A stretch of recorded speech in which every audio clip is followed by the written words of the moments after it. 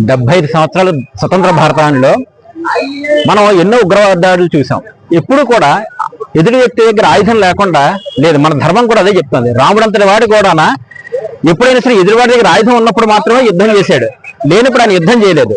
అంత సౌమ్యమైన ధర్మం మన హిందూ ధర్మం. అలాంటి ధర్మం మీద ఈ రోజు ఒక అఘాతమైన జరిగింది. అది ఎంత ఘోరంగా జరిగిందంటే, ఒక సివిలియన్స్ యాక్చువల్గా ఇంటర్నేషనల్ వార్ దీంట్లో కూడా సివిలియన్స్ మీద అటాక్ చేయకూడదు అనేది మనకి ఇంటర్నేషనల్ గా ఒక అగ్రిమెంట్ ప్రతి దేశంలోనూ ఉంది. అలాంటిది సివిలియన్స్ నిరపరాధులై ఉండగా వాళ్ళు ఈ విధంగా చేయడం చాలా అత్యంత హీనమైన చర్య. దీని భారతదేశం కాదు, ప్రపంచ దేశాలన్నీ కూడా ముక్తగా ఖండించాయి.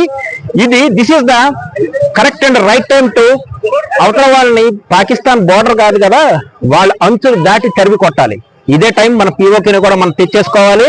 మళ్ళీ భారతదేశం అంటే వాళ్ళు ప్రపంచ ఉచ్చపోయాలి. కరెక్ట్ గా చెప్తున్నాను చూడండి. అంత భయంకరంగా ఈ యుద్ధం జరగాలి. అప్పుడు జరిగినప్పుడు మాత్రమే మన దేశానికి శాంతి సౌభాగ్యం. మనం ఎంత గొప్పవాడి ధర్మం నీతి తప్పినప్పుడు మనం కూడా ఆయుధం పట్టాలి. పట్టకపోతే ఇది జరగదు. ఎప్పటికీ మళ్ళీ మన పిల్లలు తరతరాల తరపున ఈ రావణ కాష్టంలాగా ఇది ఇలా జరుగుతూనే ఉంటుంది. దీన్ని అంతమొందించాలి, ఆపాలంటే కనుక మన భారత ప్రధాని గారు చాలా కఠినమైన నిర్ణయం ఆల్రెడీ తీసుకున్నారు, మాకు తెలుసు. అది ఖచ్చితంగా అమలుపరిచి మనందరి దేశం శాంతి సౌభాగ్యంతో అభివృద్ధి చెందాలని నేను ఈ సందర్భంగా కోరుకుంటూ, ఈ ఇష్యూలో ప్రాణాలు అర్పించిన ప్రతి కుటుంబానికి ప్రగాఢ సానుభూతి తెలియజేస్తూ నేను సెలవు తీసుకుంటాను.